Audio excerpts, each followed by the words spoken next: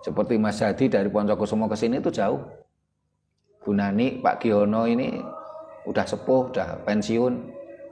Tapi karena kita punya semangat yang sama, idealisme yang sama, bagaimana bangsa ini bangkit kan, nggak ada yang bayar, malah keluar duit, ya kita enjoy. Tapi pertanyaannya, apakah orang di luar sana seperti kita? Apakah mereka para pengelola lembaga sekolah tadi itu punya pikiran seperti kita? Kok saya nggak yakin gitu loh. Jadi kesadaran itu harus kita munculkan dari diri kita, setelah itu keluarga internal kita.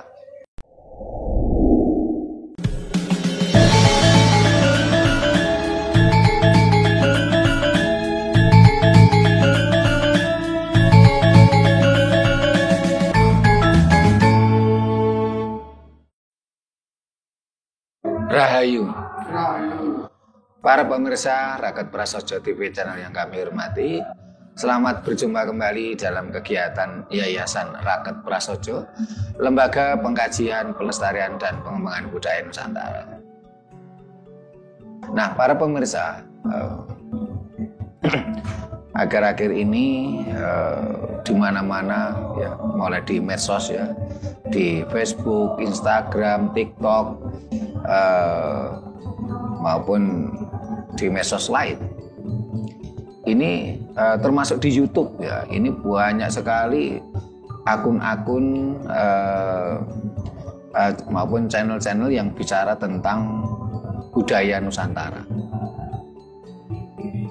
Nah, ini kan tentunya merupakan semacam indikator bangsa ini akan bangkit. Tetapi benarkah itu merupakan indikator kebangkitan bangsa ini? Ataukah hanya sekedar euforia belaka? Karena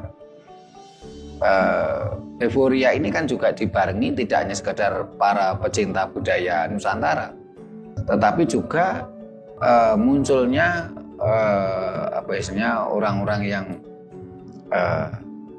kalau menurut saya tuh ingin cari panggung. Karena saat ini umpamanya ngumpul dalam suatu ruangan, taruhlah orang 5 gitu ya.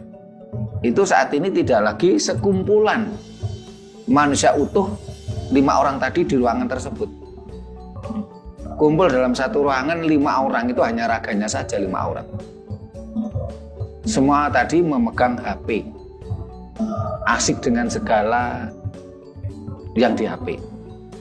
Ada yang nonton Facebook, Instagram, TikTok ya.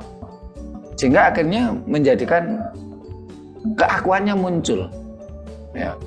Egonya muncul. Mereka tidak lagi peduli dengan lingkungan. Kalau pada zaman dulu, taruhlah ngumpul 5 orang, ini sesuatu yang gayeng, ya, ngobrol, gayeng, ya, keakraban. Sekarang enggak lagi.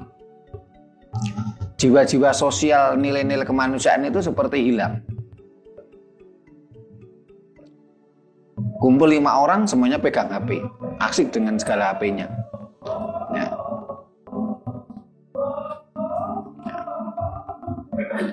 Sehingga di situ muncul ego, muncul keakuan. Nah, ketika munculnya ego tadi akan mendorong seseorang ini memunculkan egonya, bagaimana dia ingin tampil, mencari panggung lewat HP tadi. Kalau di Raket Prasojo kan masih mendingan ya, soalnya ini masih ada minimal ini 6 orang, kadang-kadang lebih. Kita kumpul, kita ngobrol, kita adakan kajian, kita adakan kondo takut. Sementara di channel lain enggak. Seringkali cukup dengan HP 1, dengan Mas Puji jagrak ya. Stand, tripod, ya. Hanya satu orang, HP satu dengan tripod, dia sudah bergaya. Bahkan sampai-sampai gara-gara itu rumah tangga pun berantakan. Baru-baru ini ada viral seorang TikToker wanita. Dia bergaya, lab di TikTok. Otomatis waktu gaya tadi kan dengan banyak laki-laki lain di luar.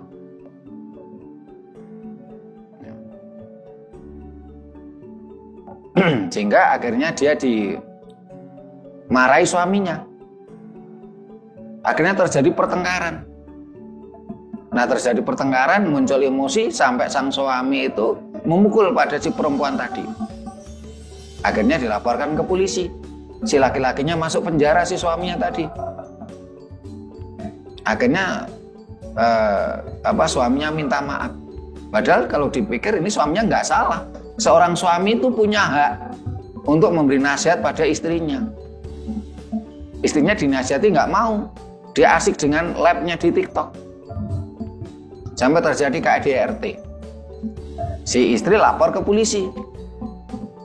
Akhirnya si suami masuk penjara. Akhirnya suami yang seharusnya benar tadi jadi salah. Dia minta maaf.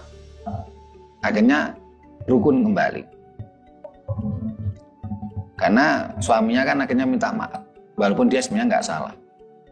Dan itu diulangi lagi. Karena si istri merasa di atas angin. Akhirnya dia lab lagi. Sampai akhirnya si suami waktu istrinya lab di hadapan banyak orang yang nonton labnya, suaminya menjatuhkan talak, menceraikan. Terus saya baca netizen, seharusnya TikToker ini bahagia gitu. Karena sudah dilepas, diberi kebebasan sama suaminya. Dia bahagia itu bersama dengan yang ikuti dia. Ya. Sehingga dengan munculnya berbagai konten, berbagai channel, berbagai akun ya di medsos yang bicara tentang budaya Nusantara, ini kan jadi pertanyaan besar. Ini sebenarnya merupakan indikator kebangkitan Nusantara atau kebangkitan Jawa ya, karena di situ yang banyak saat ini kan konten-konten yang bicara tentang budaya Jawa. Saya cermati itu lebih dari 100, barangkali ratusan bahkan ribuan akun-akun seperti itu. Ataukah ini hanya merupakan euforia keegoisan seseorang yang ingin cari panggung tampil di publik, seperti halnya kasus yang saya ceritakan tadi. Nah, karena itu kita akan coba bahas kunci kebangkitan Nusantara garis miring Jawa.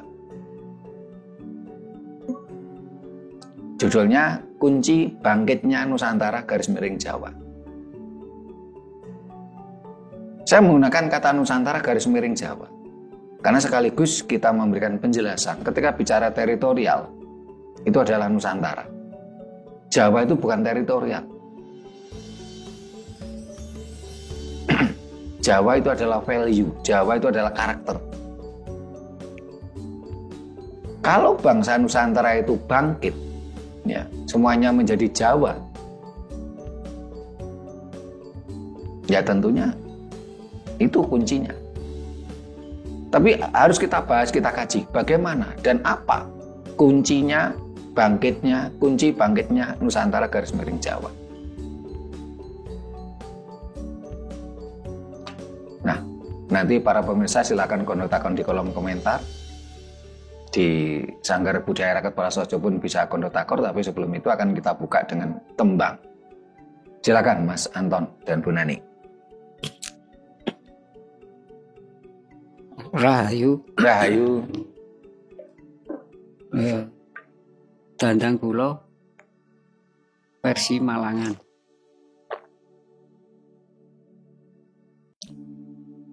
Yo yanira kang para prajurit lamun bisa sami anulodo do ing nguni caritane auwe andali rosang Prabu sosro bau ing Maespati aran patih Swanda lelabuhan nipun au kang kinelung triprakara gunakaya purun ingkang ten antepi nuhun nitra utama au rayu Terima kasih Mas Anton, monggo lanjut Bu Nani.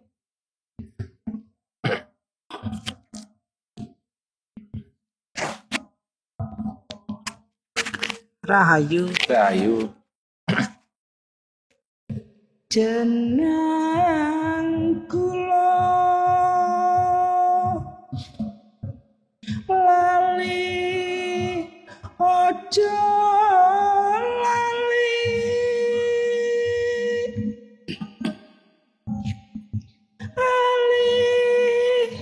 lali niki suleh kula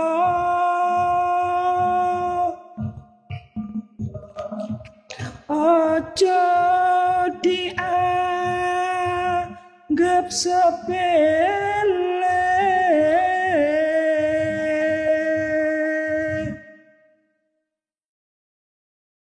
kula mboten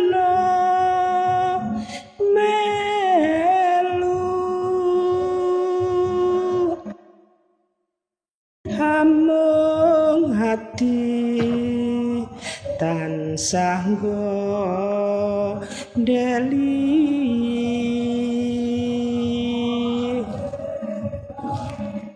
yen dadi lara gelo sedih rinten dalu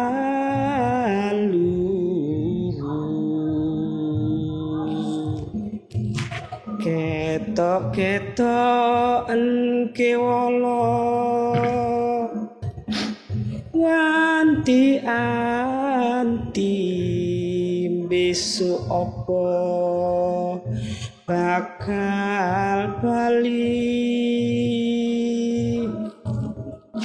yen bali bejo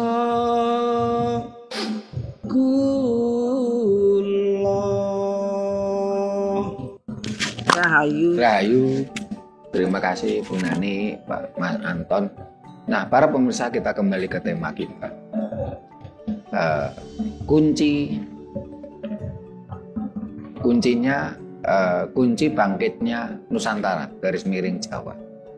Karena selama ini ketika saya jalan ke menemui teman-teman ya, banyak orang seringkali mengatakan, wah ini Nusantara mau bangkit, Jawa mau bangkit. Mereka menyebutkan di medsos saat ini, mulai di Facebook, Instagram, TikTok, terus di medsos-medsos lain ini banyak bertebaran, ya, termasuk di YouTube ya, banyak bertebaran akun ataupun channel konten bicara tentang budaya. Di barangkali jumlahnya bisa ratusan.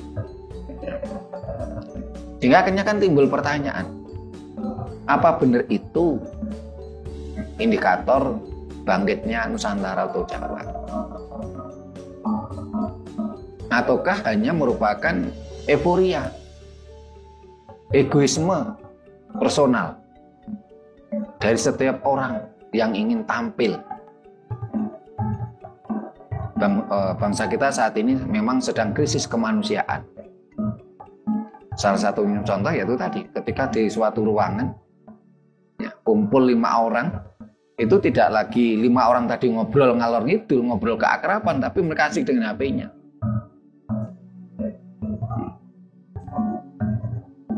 Nah, karena itu akan kita coba bedah.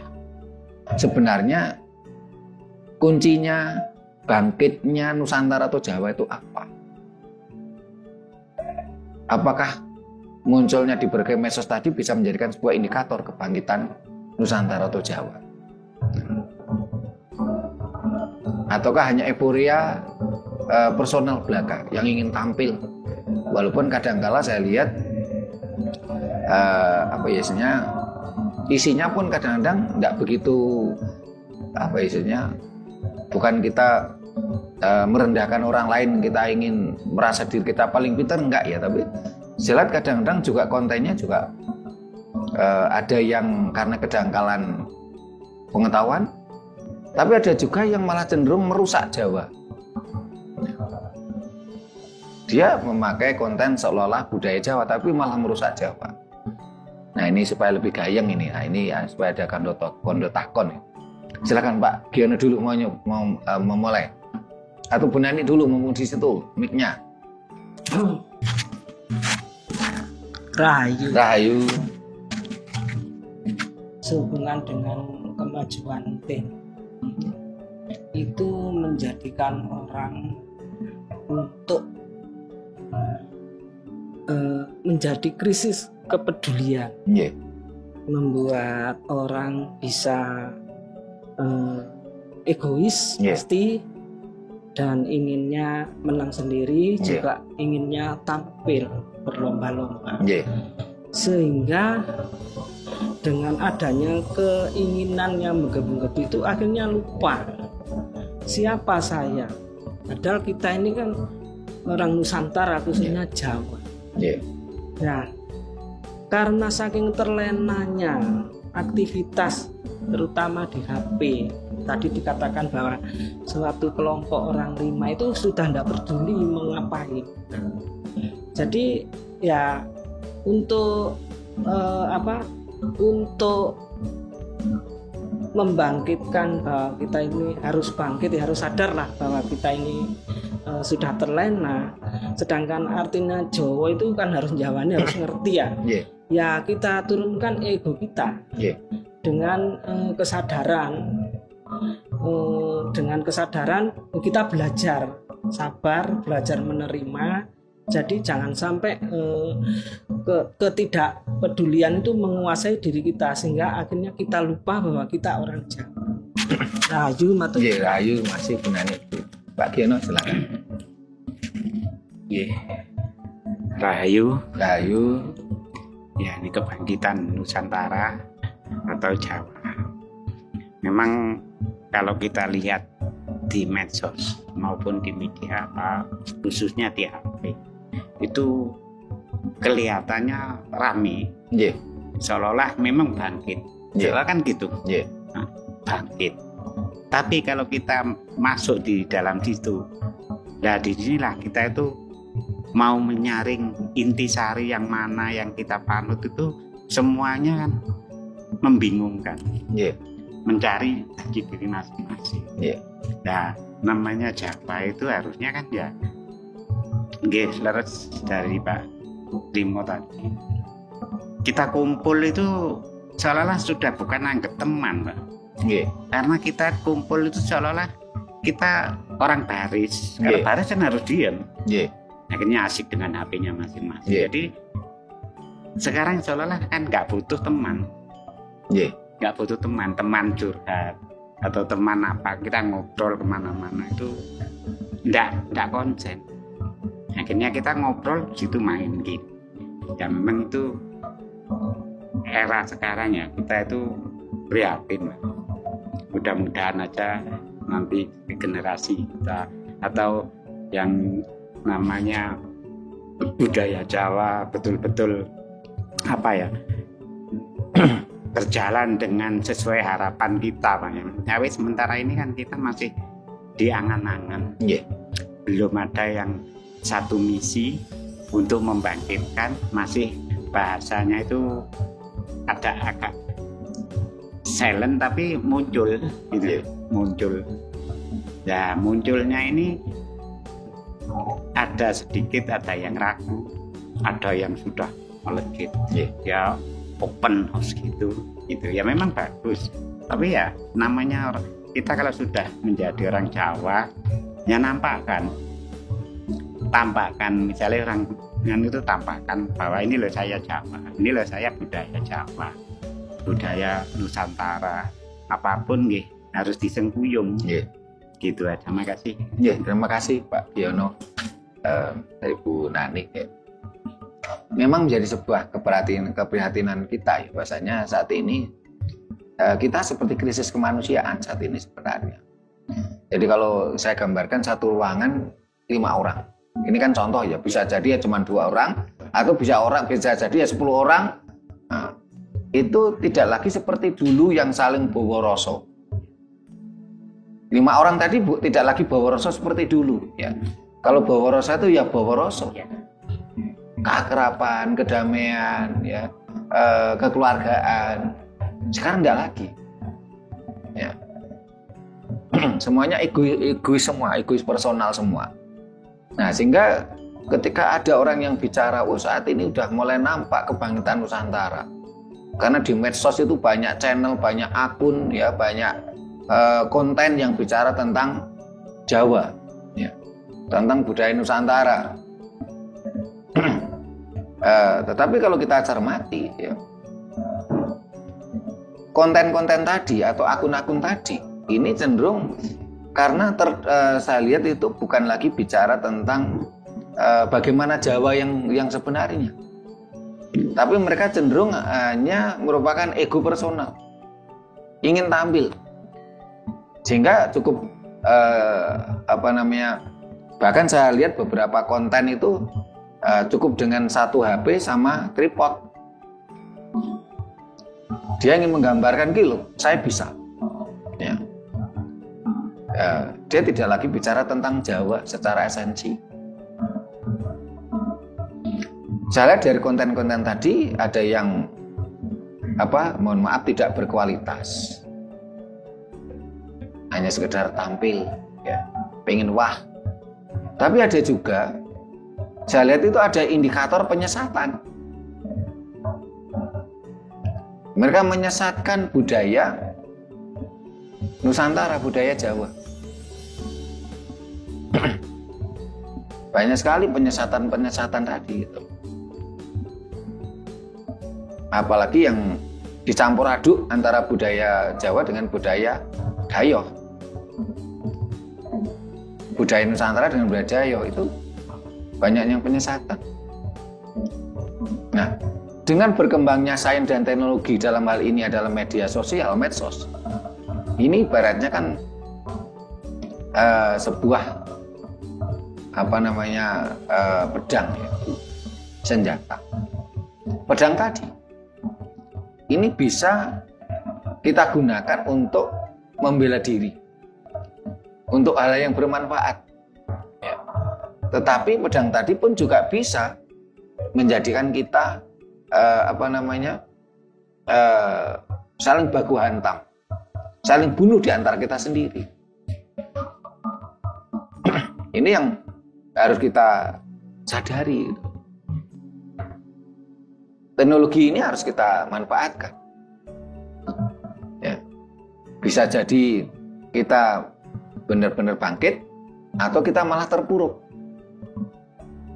Walaupun di sisi lain dengan bangkitnya sains dan teknologi, ya, ini pernah kita bahas di video kita yang lain, ini merupakan peluang emas budaya Jawa itu bangkit.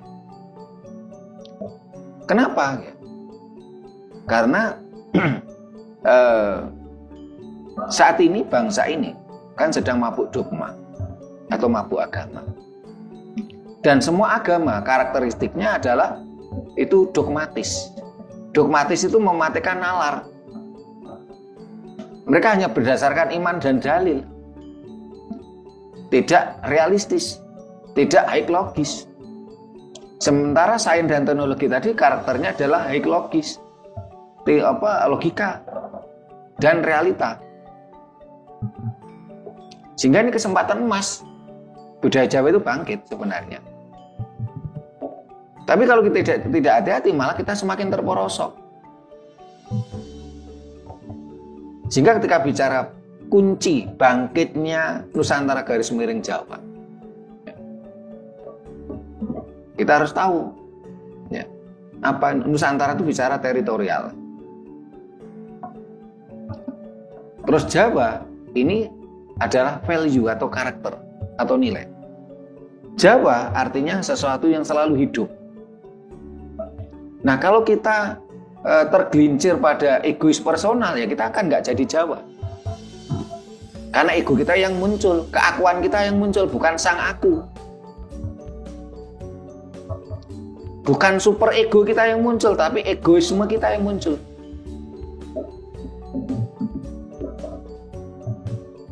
Sehingga saya lihat ada banyak channel tuh kadang-kala motivasinya tuh duit, ya. Yang penting viral, tidak memiliki idealisme sebuah perjuangan. Mereka mengabaikan nilai-nilai kemanusiaan. Jadi kalau kita ingin bangkitnya Nusantara garis miring Jawa, itu kita harus paham. Kita harus bicara Nusantara. Nusantara itu teritorial. Sehingga Nusantara tidak hanya Jawa. Kalau kita bicara teritorial. Kalau kita bicara sukuisme, Nusantara tidak hanya Jawa. Tapi ada Batak, Dayak, Buton, Ambon, dan sebagainya.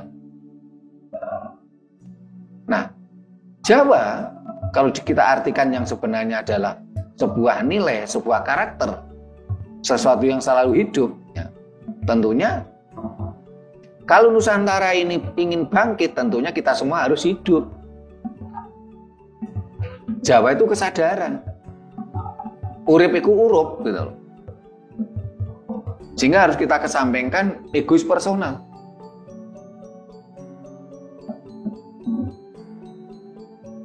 Sepanjang kita semua masih tergelincir pada sesuatu yang bersifat egois personal, ya bangsa ini nggak akan bangkit. Nusantara nggak akan bangkit.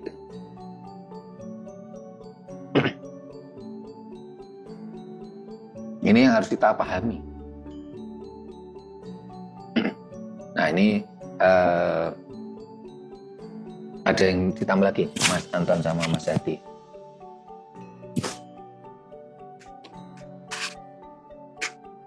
Rahayu. Rahayu. Menurut saya kunci kebangkitan Nusantara terletak pada kesadaran setiap manusia. Yeah. Untuk menuju ke sana juga perlu ada gerakan kayak gerakan yang bersifat ya kebangkitan itu misal ya apa aja itu Romo, mungkin gerakan-gerakan yang bersifat positif itu apa aja, mohon penjelasannya. Yeah. Terima kasih Mas Anton, Mas Hadi, ditambah. Rahayu mau Kondok. Yeah. Kalau Jawa mau bangkit itu menurut saya itu harus dimulai dari pendidikan. Nah, di dalam pendidikan itu kalau mulai dari anak TK sampai anak SMA lah atau perguruan tinggi itu kalau dikasih pelajaran Jawa pasti akan tahu Jawa itu yang seperti apa. Nah, cuma zaman sekarang kalau melihat di sosmed aja orang yang mau belajar Jawa yang nggak tahu malah tersesat. Itu cara Rahayu. Rahayu, terima kasih Mas Hadi. Ya, memang di medsos ini kan banyak hal ya. Ya tadi yang saya katakan, ada yang mereka tuh hanya sekedar egois personal. Pengetahuannya terbatas. Tapi ada juga yang memang sengaja ingin menyesatkan bangsa ini. Sehingga kalau tadi ketika kita menggunakan medsos ini memang harus cerdas. Kalau kita tidak cerdas ya kita malah terperosok, tersesat. Tetapi medsos ini pun bisa kita gunakan untuk sarana kebangkitan. Kebangkitan Nusantara, kebangkitan Jawa. Tentunya bagaimana cara kita bangkit? Jawa itu kan sesuatu yang selalu hidup, kesadaran. Ya. Nah, bagaimana supaya kita sadar? Yang ditanyakan Mas Anton tadi. Ya tentunya kita mulai dari diri kita sendiri. Kita harus sadar. Kita harus selalu hidup, kita harus selalu Jawa. Sehingga saya barusan nulis di medsos saya, di TikTok saya, belajarlah menjadi Jawa. Bukan sekedar keturunan suku Jawa. Jadi kesadaran itu harus kita mulai diri kita. Terus setelah itu kita mulai dengan keluarga inti kita. Dan itu adalah dunia pendidikan. Jadi yang dimaksud dunia pendidikan tidak harus bangku sekolah dari TK sampai perguruan tinggi. Tapi bagaimana dunia pendidikan di diri kita sendiri dan keluarga inti kita. Karena saat ini kalau kita bicara lembaga pendidikan, itu juga sulit untuk bangkit. Karena dunia pendidikan kita saat ini kan dikuasai oleh kapitalis. Dan di situ kapitalis menggunakan misionaris, menggunakan agamis. Karena dia akan mendapatkan keuntungan. Sehingga saya pernah ngobrol ya dengan salah satu beberapa lah waktu itu guru besar di perguruan tinggi negeri terkenal di Malang Raya ini. Beliaunya sekarang sudah meninggal.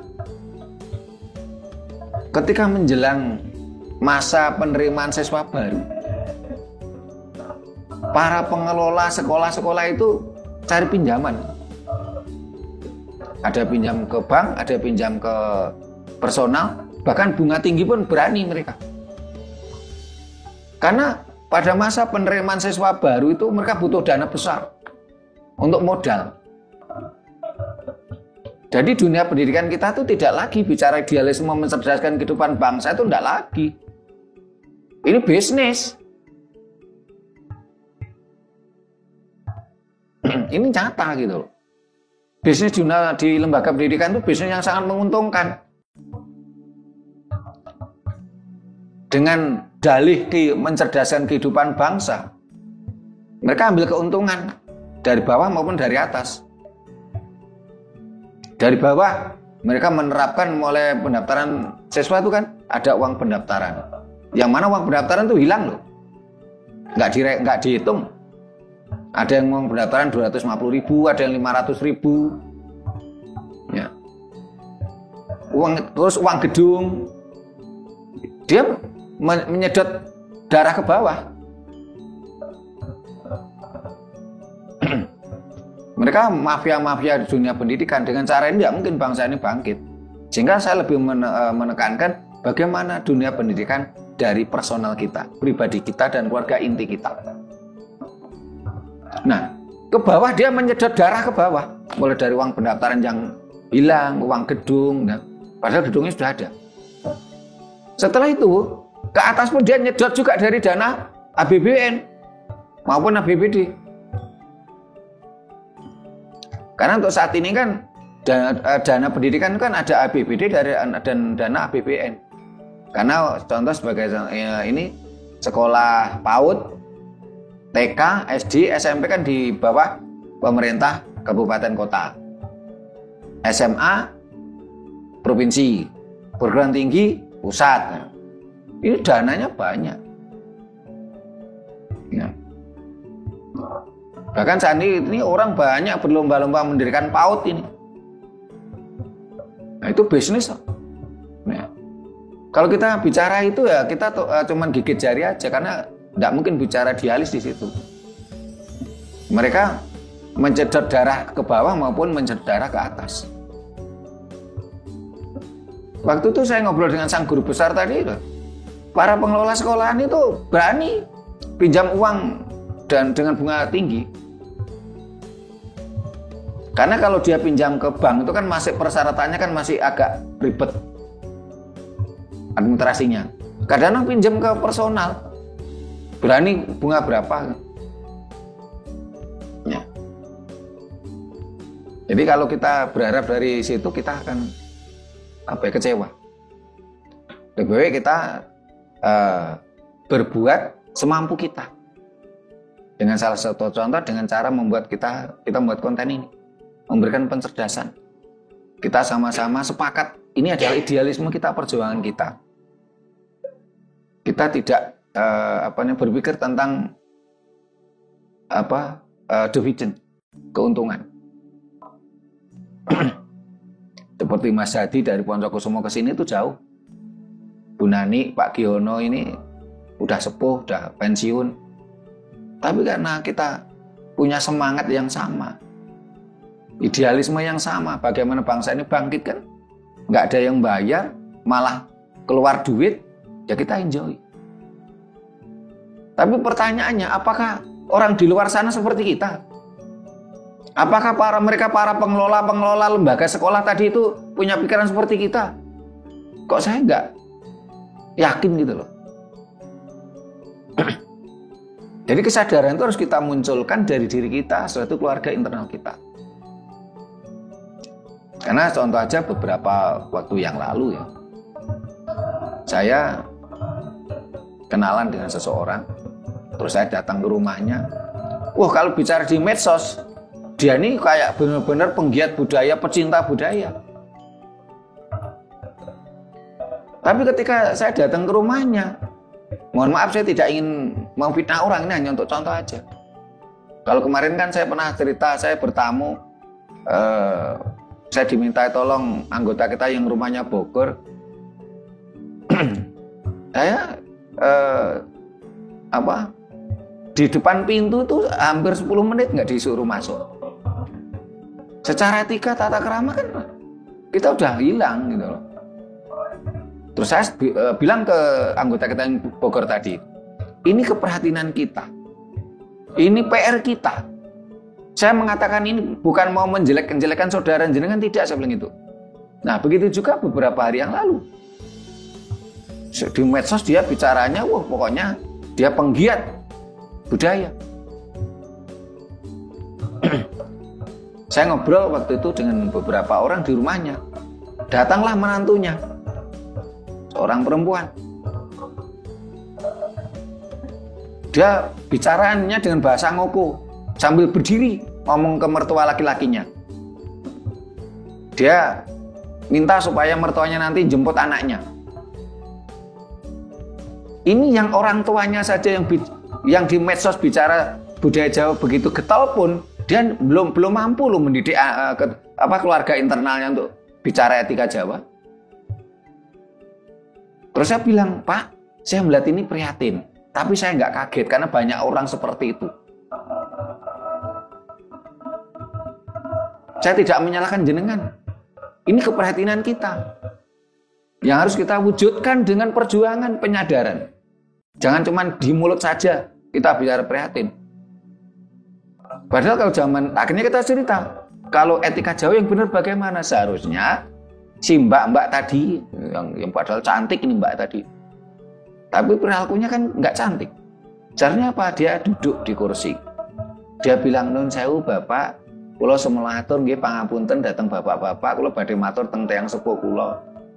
Pak, nyun tulung nggih Pak, mangke keng putu nyun tulung jenengan jemput nggih jenengan papak. Kula badhe mendhet ini enten pesenan. Kula angsal pesenan, ya dia punya bisnis lah.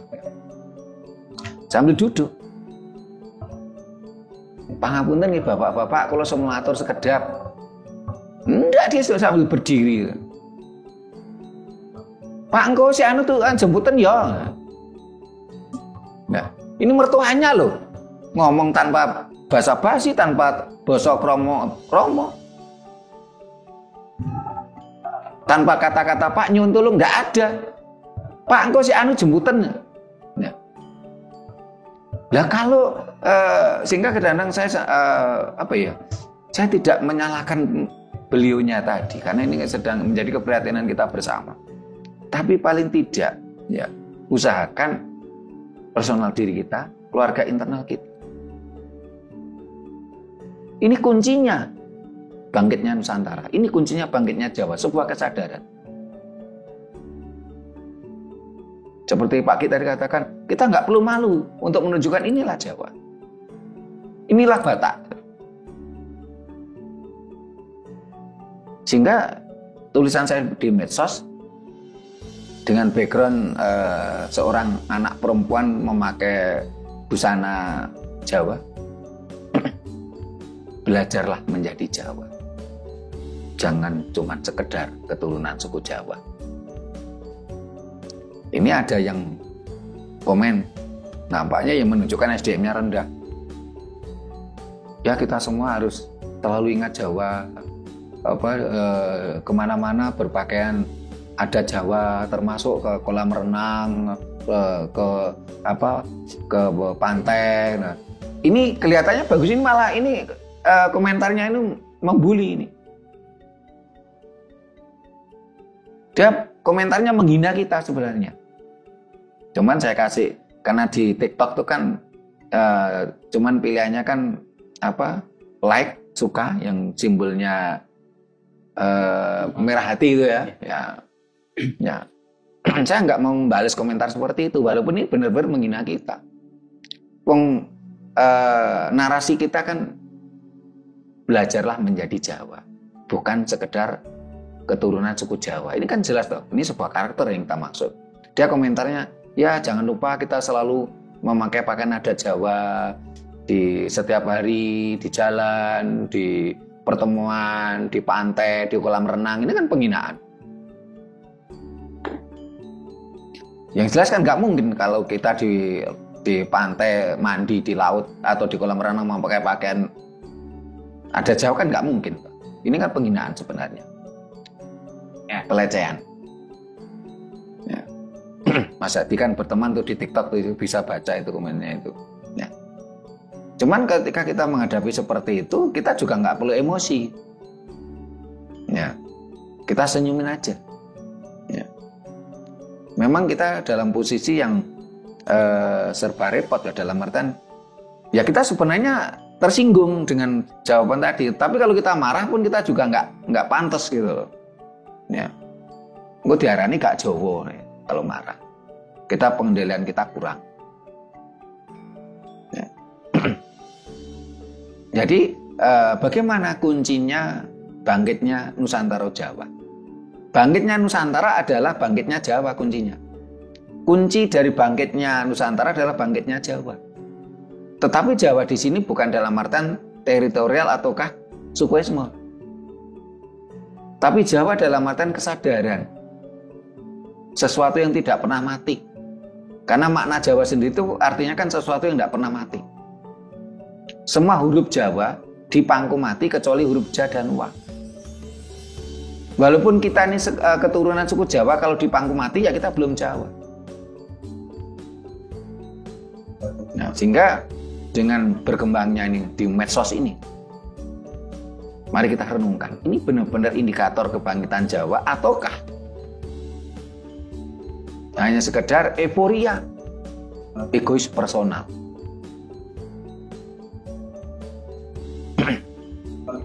Sehingga mereka sering kali itu tadi kadang-kadang hanya sekedar bermodalkan HP 1, tripod, dia tampil membuat konten.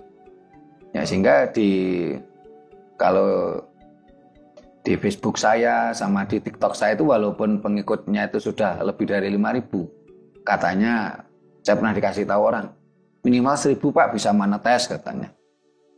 Saya buat monetis karena tujuan saya bukan mau cari duit gitu. Saya ingin mencoba menjaga idealisme saya di Facebook maupun di TikTok saya. Ya, untuk memberikan pencerahan.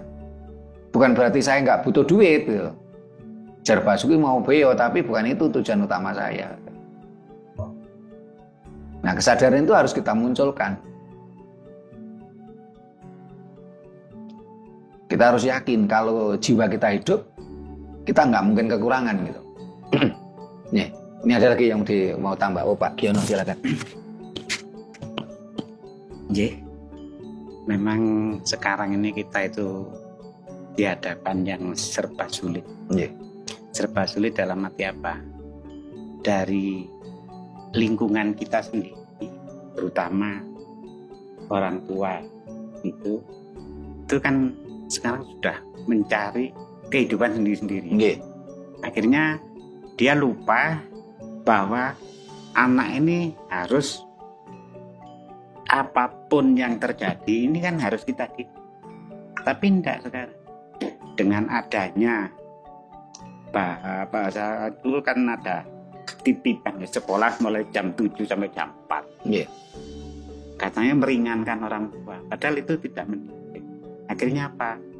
Jawa kita hilang unggah-ungguhnya. Terus dia mulai dari kecil itu sudah digembleng otaknya, itu sudah dimasuki budaya lu. Jadi budaya kita terutama di lingkungan kita sendiri itu, kita pulang kerja biarpun laki-laki atau perempuan itu udah capek. Kalau kan gitu. Dia nggak mau tahu. Yang penting anak saya utuh. Oh, pulang ada tidur, tidak kasih makan, kan gitu. Jadi namanya tindak tanduk, namanya orang Jawa. Kalau dulu itu kan anak berteriak atau malam atau apa, itu kan nggak boleh malam-malam. Bahasa apa itu kan gitu. Ngomong apa itu, nggak boleh, nggak larang kan gitu. Nah sekarang nggak, karena apa? Dia asik dengan ini teknologi, mulai anak belum sekolah nggak asik. Nah ini, jadi kita itu prihatinnya, terutama dari keluarga kita itu mendidiknya seolah-olah sudah dididik di luar. Terima kasih. Terima kasih Pak Giono. Bu Nani tambah.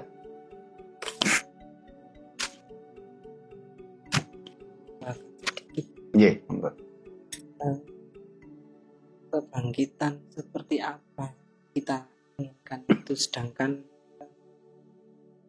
suatu kehidupan ini sudah seperti ini, apakah bisakah kita menuju ke kebangkitan tak inginkan? Misalnya tadi apalagi yang tadi menguraikan bahwa misalnya tentang pendidikan seperti itu, apa mungkin itu kalau kita bisa kembali seperti dulu? Terus untuk orang Jawa itu otomatis kan harus Jawani, yang tadi katanya Jawa itu selalu hidup ya. Nah, bagaimana dengan orang-orang yang di luar Jawa? Apakah itu harus ikut Jawani atau bagaimana? Atau terima kasih Bu Nani. Ya, memang apa yang disampaikan Pak Ki itu kan fenomena yang nyata saat ini. Para orang tua itu kan digiring mindsetnya untuk selalu berpikir materialistis. Ya, sehingga bangsa ini sebenarnya ini kebijakan pemerintah yang salah sebenarnya. Pemerintah selalu memberikan izin, ya, sesuatu yang bersifat ngiju. Terutama benar-benar marak itu mulai kapan ya? Mulai zamannya Presiden SBY kalau nggak salah. Presiden SBY memberikan izin bagaimana lembaga-lembaga keuangan. Ini menggiring mindset masyarakat kita, bangsa Indonesia itu ngiju. Apa bentuknya? 500.000 pulang bawa motor. 3 juta pulang bawa mobil. Ini kan dampak ekonominya kan parah sebenarnya. Si manusia tadi, masyarakat tadi, akhirnya kan dia berpikirnya itu kan materialistis. Dia ingin gaya pakai motor, dia ingin gaya pakai mobil walaupun belum waktunya. Akhirnya apa? Dia harus bekerja keras, ya, untuk mencukupi kebutuhan tadi. Sehingga akhirnya kan anak jadi korban. Anak akhirnya yang penting dia bekerja. Ya, dia bekerja. Sehingga anak saat ini ada yang pendidikannya itu mulai pagi sampai sore. Bahkan ada anak yang pendidikannya itu setengah hari, itu pun akhirnya katanya dileskan. Jadi murid tadi itu nggak pulang, sebenarnya udah pulang sekolah tapi les lagi. Les kepada gurunya tadi les. Si orang tuanya asik cari duit, si guru pun juga asik cari duit. Yang penting duit, intinya semua itu, betul. Dia tidak lagi bicara tentang esensi pendidikan anak. Psikis bangsa ini rusak. Nah, ketika masyarakat kita itu semuanya membawa punya motor, punya mobil, apa yang terjadi? APBN kita kan juga tekor, karena BBM kita kan BBM subsidi. Sehingga pada masa pemerintahan SBY itu berapa triliun itu tiap tahun itu. Saya pernah baca data itu kurang lebih 1 tahun itu untuk subsidi BBM itu mencapai 112 triliun waktu itu. Uang dibakar itu uang BBM. Nah, akhirnya kan yang untung siapa? Kapitalis loh. Yang untung produsen motor, produsen mobil, dan lembaga keuangan. Sementara lembaga keuangan rata-rata itu milik asing semua. Ini kan penjajahan ekonomi pada bangsa ini. Sehingga berkali-kali saya sampaikan bangsa ini terjajah oleh kapitalis. Dan terjajah oleh kapitalis yang berkedok ekonomi dan terjajah oleh fundamentalis berkedok agamis. Sehingga kalau Nusantara bangkit, dua ini harus diperhatikan. Penjajahan kapitalis berkedok ekonomi dan penjajahan fundamentalis berkedok agamis. Kuncinya apa? Kuncinya bangkitnya Nusantara adalah bangkitnya Jawa. Tapi Jawa di sini bukan bicara teritorial, Pulau Jawa atau Tanah Jawa, dan juga bukan bicara suku Jawa. Jawa dalam artian karakter. Sehingga saya katakan tadi, mari belajar menjadi Jawa. Bukan sekedar karena keturunan suku Jawa. Sehingga keturunan Jawa pun bisa menjadi tidak Jawa. Tetapi suku bangsa lain pun malah bisa menjadi Jawa. Sehingga suku-suku lain pun bisa menjadi Jawa. Jawa dalam artian karakter. Tapi kalau Jawa dalam artian darah atau suku, ya enggak lah. Orang Batak ya tetap orang Batak. Dengan segala karakter Bataknya. Sehingga anggota kita orang Batak, orang Dayak itu tidak harus berkarakter Jawa, berkarakter suku Jawa. Dia bisa berkarakter Jawa tanpa harus meninggalkan tradisi-tradisi Batak. Karena Jawa di sini berarti adalah value, bukan dalam artian sukuisme. Kalau sukuisme tidak bisa tahu. Suku Batak tetap suku Batak, karena itu terkait dengan darah. Sehingga saya sempat heran ya, ada ini pernah kita bahas di video yang lain tuh.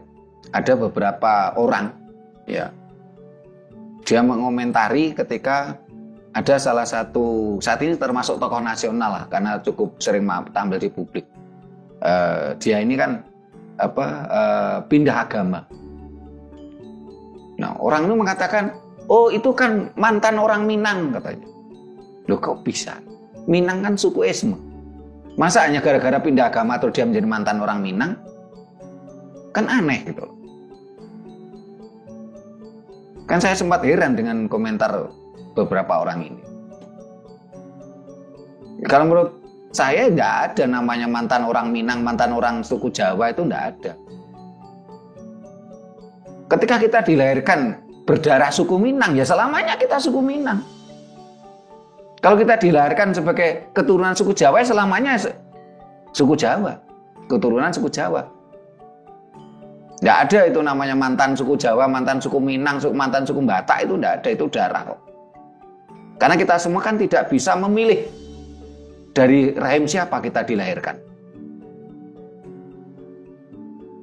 Ketika kita dilahirkan dari seorang ibu kita yang suku Jawa, kan kita nggak bisa memilih. Ketika seseorang itu dilahirkan dari rahim seorang ibu yang suku Minang, dia kan nggak bisa memilih. Kok ada istilah mantan suku Minang ya kan? Mantan orang Minang itu kan ya aneh gitu. Sehingga yang dimaksud dengan bangkitnya Nusantara adalah bangkitnya kesadaran. Yang Jawa menjadilah Jawa, yang Batak menjadilah benar-benar Batak, yang Minang benar-benar berkarakter Minang, bukan berkarakter Arab.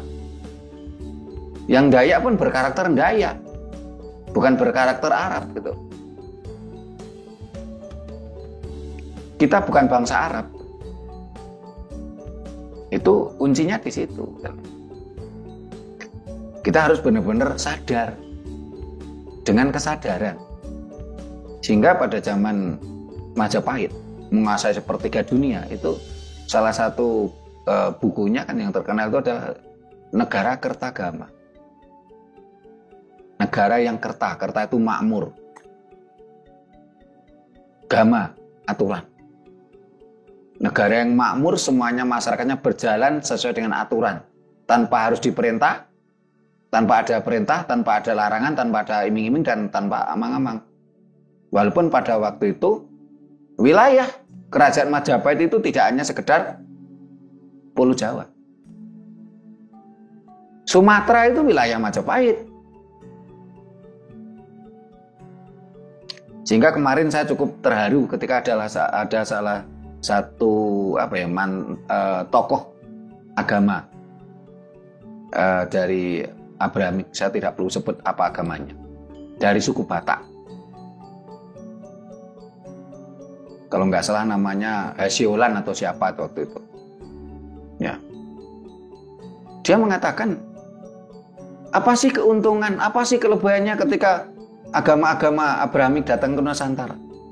Apakah membawa kemajuan? Tidak ada. Malah bangsa ini semakin terpuruk. Sehingga wajib sadar bangsa ini untuk kembali ke ajaran leluhurnya. Apakah ajaran leluhur orang Batak itu dulu itu Kristen katanya? Oh, enggak. Ya. Wah, ini luar biasa nih tokoh satu ini, saya bilang. Orang Batak satu ini benar-benar dia ingin kembali ke karakter Bataknya. Sehingga kemarin waktu kita melakukan ritual Pamalayu Mahesa Arema atau Mahesa Anabrang, ini alam yang menunjukkan pada kita. Kita pergi ke Langkat. Di sana kita ritual di tempatnya orang setempat menyebutnya petilasan Datuk Landak. Ternyata setelah saya telusuri, Datuk Landak ini adalah Arya Landak. Arya Landak itu siapa? Arya Landak adalah salah satu panglima Angkatan Laut Singosari di bawah pimpinan Mahesa Anabrang. Ada petilasannya di Bahorok sana, petilasan Datuk Landak. Ini adalah Arya Landak. Setelah selesai melaksanakan ekspedisi Pamalayu, Arya Landak ini ditugaskan oleh pimpinannya, oleh Mahesa Anabrang untuk ke Kalimantan. Di Kalimantan dia mendirikan kerajaan di sana.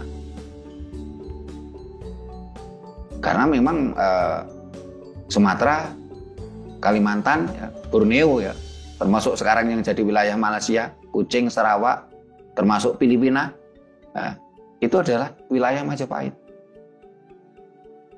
Nah, kalau kita ingin bangkit seperti itu tadi, kesadaran. Negara Kertagama itu menggambarkan kesadaran. Orang tanpa perlu diperintah, tidak ada perintah, tidak ada larangan, tidak ada iming-iming, tidak ada amang-amang, mereka berjalan dengan kesadaran.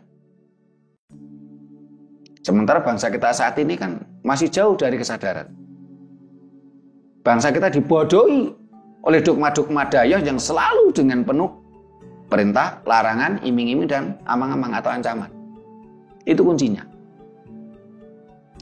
Ayo bangkit bersama, manfaatkan majunya teknologi ini, majunya sains dan teknologi ini kita manfaatkan. Kita manfaatkan medsos-medsos ini untuk kebangkitan Nusantara. Munculnya jiwa-jiwa Jawa dimanapun kita berada. Kita perlu berjuang bersama. Jangan sampai dengan medsos ini hanya sekedar euforia, egois personal kita. Sehingga di sisi lain ya ada konten-konten yang bahkan menyerang kita. Padahal dia katanya kontennya konten budaya Jawa katanya. Kenapa? Karena mereka belum memiliki kesadaran sehingga dia saling menyerang. Ya. Dan ketika saya cermati ternyata konten yang menyerang kita itu muatannya adalah muatan dogma lokal. Saya diprovokasi oleh beberapa orang, Romo, kenapa nggak Romo tanggapi itu serangan? Saya bilang, ya nggak apa-apa, senyumin aja. Jangan supaya nggak ada konflik di antara kita gitu. Ya. Yang jelas bangsa ini tidak mungkin bangkit kalau masih mabuk dogma. Entah itu dogma lokal, entah itu dogma Dayok. Itu kuncinya. Percuma kita memusuhi dogma Dayok, kita malah memunculkan dogma lokal. Ya memang ini perjuangan berat karena banyak orang itu yang ketika saya sudah berkali-kali bilang, bersembayanglah dan berdoalah dengan bahasa ibu. Tapi banyak orang yang entah itu orang yang minta tolong ke saya, entah itu karena menganggap saya gurunya, itu seringkali masih tanya, Romo, doanya bagaimana? Nah ini kan saya saya memaklumi lah karena bangsa kita kan selama ini kan sudah terkungkung dogma Dayok begitu lama. Kesadarannya belum muncul sehingga ketika saya sampaikan berdoa dan bersembahyang dengan bahasa ibu, dia belum nangkep gitu. Masih tanya gitu loh. Doanya bagaimana? Ini kan bentuk dogma baru tuh. Jadi harus dituntun. Doanya bagaimana, mantranya bagaimana. Ya. Kita belum pede, belum percaya diri. Dengan doa kita sendiri, dengan bahasa kita belum pede gitu.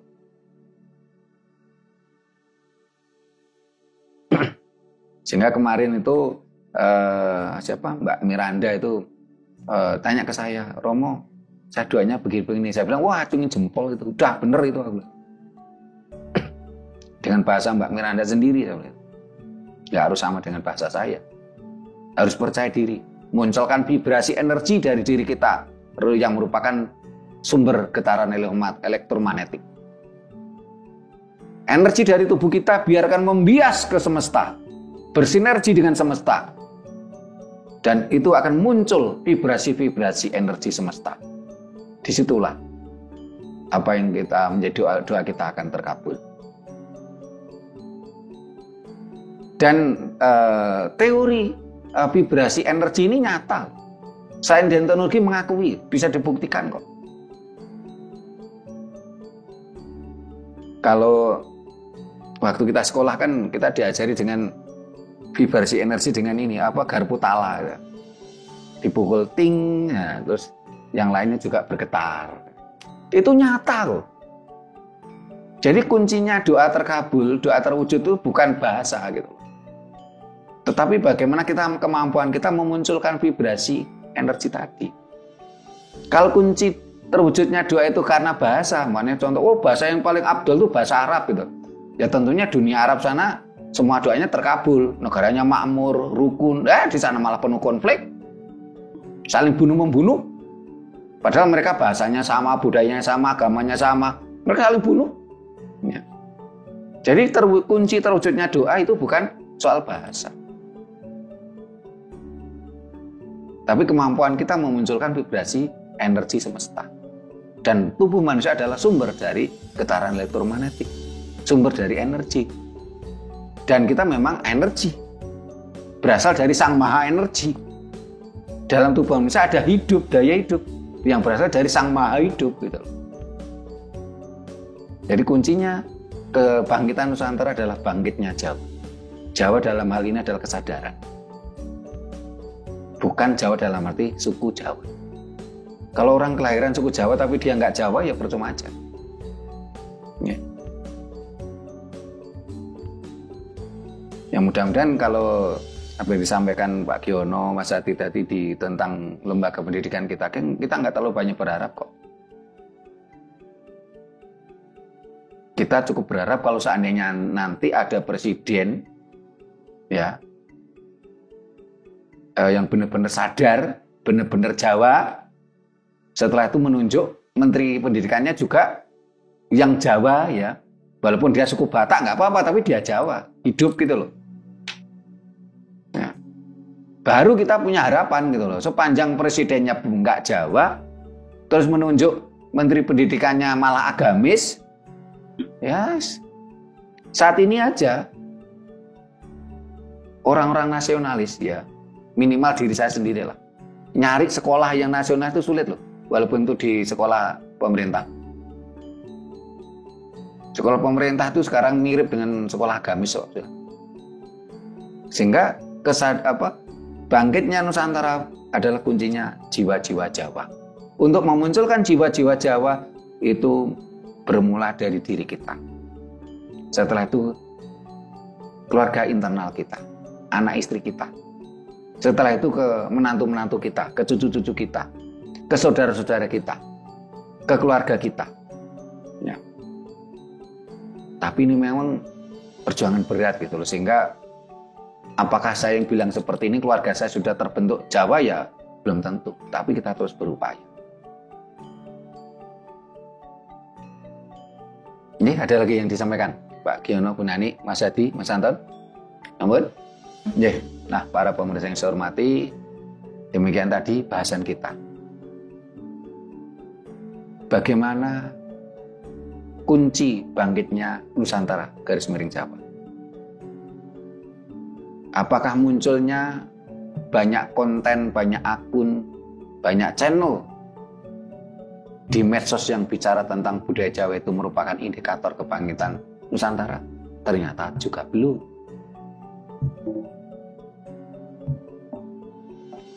Masih belum menunjukkan yang sebenarnya. Sehingga kuncinya bangkitnya Nusantara adalah bangkitnya nilai-nilai atau bangkitnya jiwa-jiwa Jawa. Mari kita munculkan di era kebangkitan Nusantara, di era kemajuan sains dan teknologi. Karena kebetulan karakteristik sains dan teknologi itu mirip dengan karakter Jawa. Yaitu harus dinamik nalar, harus logis, harus logika. Bukan sekedar dongeng mitologi. Bukan sekedar dogmatis. Dan ramalan musnahnya agama sudah muncul di mana-mana. Karena agama bersifat dogmatis. Bertentangan dengan sains dan teknologi.